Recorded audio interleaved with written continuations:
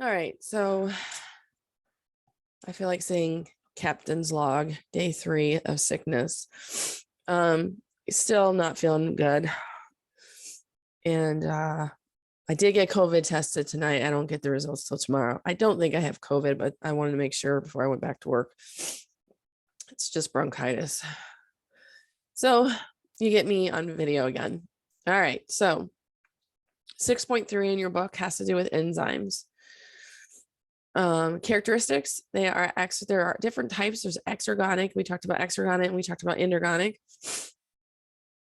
So exergonic reactions like splitting sugar, they wouldn't happen fast enough in order for organisms to survive. So we have enzymes that are going to speed this task up much quicker. All right. So we're going to have enzymes that break down our disaccharides or our polysaccharides. In an enzyme, we have the enzyme itself, which is generally made up of a protein. And then we have the substrate, which is what it binds to. And then the product is what it makes at the end after it does its job. So here's our substrate, our free substrate. Here's our free enzyme. We have our substrate enzyme complex, and then we're going to have our products. In this case, it's an exothermic reaction. It's breaking down, or catabolic, right? That word catabolic, breaking down this larger molecule. So how do enzymes work? Well, they work by lowering the activation energy. So here we have lactose. Lactose is a milk sugar. You guys have heard of people that are lactose intolerant. And so if you're lactose intolerant, that's that disaccharide, you can't break it down.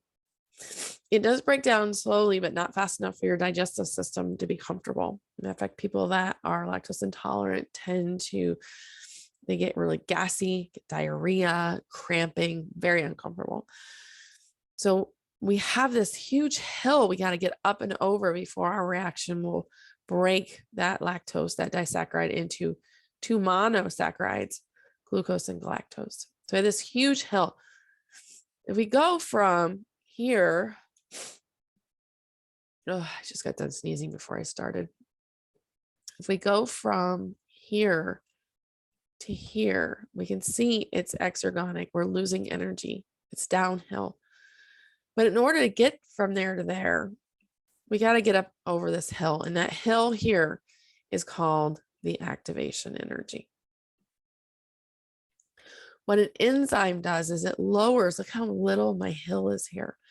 That enzyme will bind to that disaccharide and it changes shape and it breaks that bond apart. And so it doesn't take a lot of energy to do that. And so this process can happen much faster with the aid of an enzyme. We have some different ways that enzymes are controlled or ways that they are inhibited. And so we have one way, it's called competitive inhibitors. Competitive inhibitors are molecules that fit. Now notice this is my substrate here and it breaks it into these 2 pieces. But this substrate, this molecule here has that same shape, but we don't get the same result. It's like if you've ever had 2 keys that fit into the same hole, but it won't turn the lock, the one won't. Matter of fact, maybe you got the key stuck in the hole and you're like, oh crap, my parents are going to kill me. All right. And that's what can happen. And so we have this inhibitor that's going to compete for that same binding site. And so this is called competitive inhibitors. Most time competitive inhibitors bind and eventually let go, but some never unattached. And that's what happens with carbon monoxide. Carbon dioxide and oxygen bind to the same spot on hemoglobin. Carbon monoxide looks so much similar to carbon dioxide that will also bind to hemoglobin. But the difference is carbon monoxide will never let go. And so when your red blood cells get saturated with carbon monoxide, it's not able to release it to grab the oxygen in your lungs and you suffocate. So that is an inhibitive competitor that does not let go ever. Most will let go eventually. Here's another example of this. This is succinate. This is actually a step in the Krebs cycle, which we're going to go over, and every step has an enzyme that speeds it up. This malonate looks so similar to it. It will bind to that same binding pocket and prevent the true substrate from binding and getting broken down into fumarate. So that's an example of a competitive inhibitor.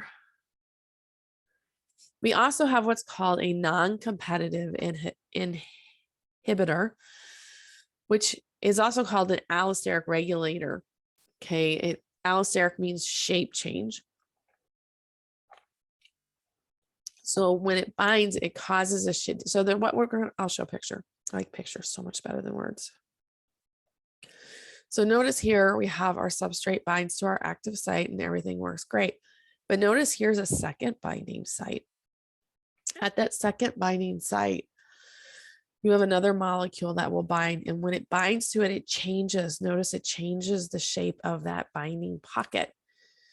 And so one of two things can happen. Either A, the substrate will not bind, or it will bind and not let go. Either way, it's going to stop that enzyme from working.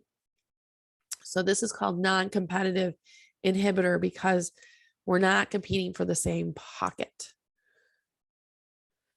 So here we have just kind of an overview of this. We have our substrate, our active site. Notice we have our other binding pocket.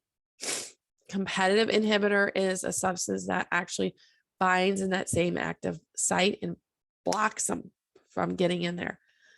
A non-competitive inhibitor is going to bind in a secondary position and change the shape of the binding pocket. Okay. Here is another, this is called allosteric regulation. And this is ways that, you know, for certain processes, we need to be able to control whether it's turned on or turned off. We don't need an overload. So right now I have an overload of these orange pies, all right? I don't need to keep making more. And so a lot of times that product is the inhibitor. And so notice I have these yellow substrates here. They bind. They get turned into the orange pies. The orange pies then are going to bind to that secondary site and basically say, nope, we got too many orange pies. And they'll pop in and out. And as long as you have an abundance of them, you're going to keep binding that pocket. Eventually, the orange pies are going to go on to the next chemical reaction and change into a different substance. So my product here will be reduced, which will decrease the probability of this pocket being bound. And now we can be back in business and we can turn our yellow balls into orange pies. So this is a way of regulating enzymes. So again, here's another picture of that allosteric inhibitor where we're binding at that secondary site. Okay. So when it's not bound, so this is one that's actually an activator. So in this case, without this being bound, so we can turn them on and we can turn them off. So in this case, we have an allosteric activator, okay, or a non-competitive activator. So we're saying, okay, when this is bound, that means I need to do this next process. So this is when we can turn an enzyme on. For instance, lactase, you know, we don't need lactase unless we have lactase in our diet. So why would you make that enzyme? And we're talking about gene regulation here, but I can also kind of say, you know, I can use that same analogy here to say we can turn on an enzyme just like we can turn them off. So our inhibitor binds, it changes, and then we cannot bind. So we have an allosteric inhibitor, we have an allosteric activator. Turns on versus turns off. And that is all you need to know about enzymes. And then I should, I'm pretty sure I will be back on Friday, pending my COVID test tomorrow. Which so far, the reason why I got the COVID test is that one of my friends tested positive. But all of that group that I hang out with so far, out of 5 of them that have been tested, they are all negative. So I'm assuming mine will come back negative tomorrow. So I will be back on Friday. We will go over the test, and on Monday, Tuesday, then we are going to do a lab on enzymes. All right, so make sure you filled in your notes and you start working on your guided reading for 3 and 4. And I will see you guys on Friday. Bye.